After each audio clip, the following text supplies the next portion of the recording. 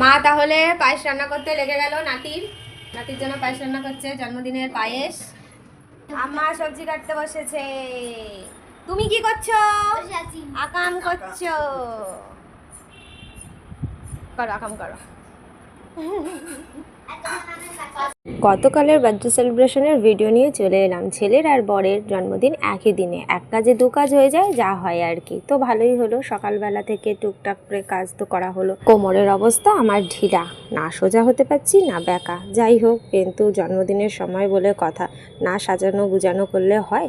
ছোট্ট করে একটু সেলিব্রেশন করলাম, অল্প লোকজনকে নিয়ে সেলিব্রেশনটা এবারে করা হয়েছিল। তো সেই জন্য একটু মনটা খারাপ লাগছিল ছেলে, তো বলার পরে বুঝতে পারলো যে না, তাই তো, এটা তো উচিত। অন্য জায়গায় এসেছে বলে কথা, অন্য জায়গায় নতুনভাবে 3টে বছর এখানে মানিয়ে নিয়ে চলতে হবে। তো সেই জন্য অল্প লোকজনকে ডেকে একটু আনন্দ করানো হলো ছেলেকে।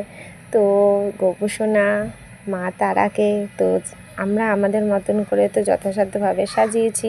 হুড়াহুড়ি করে একদম কিছু করে উঠতে পারিনি, শরীর যেহেতু ভালো ছিল না। দুপুরে রান্না বান্না করছি বন্ধুরা। এই যে 5 রকম ভাজা দেবো, মাছটা করছি, ডাল বসানো এই করছি, ভাত রেডি করে রেখেছি, এইভাবে রেডি করে রেখেছি। ছেলে গোবিন্দভোগ ছেলের ভাত ভালো খায়, ভালো ভাত।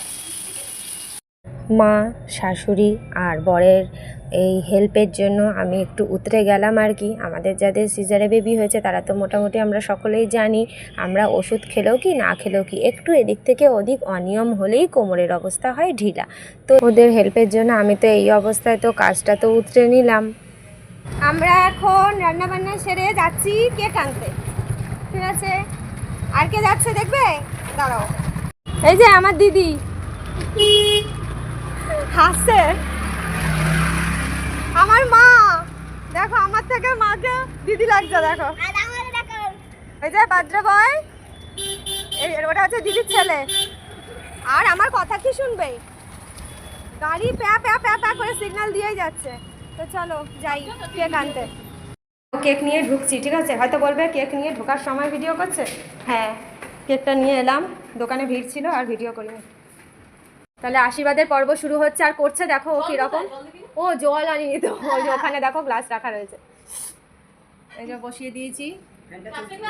এই তো এই গ্লাসটা। নাচ করবে, নাচ করবে। সামান্যতম আয়োজন, ঠিক আছে? সামান্যতম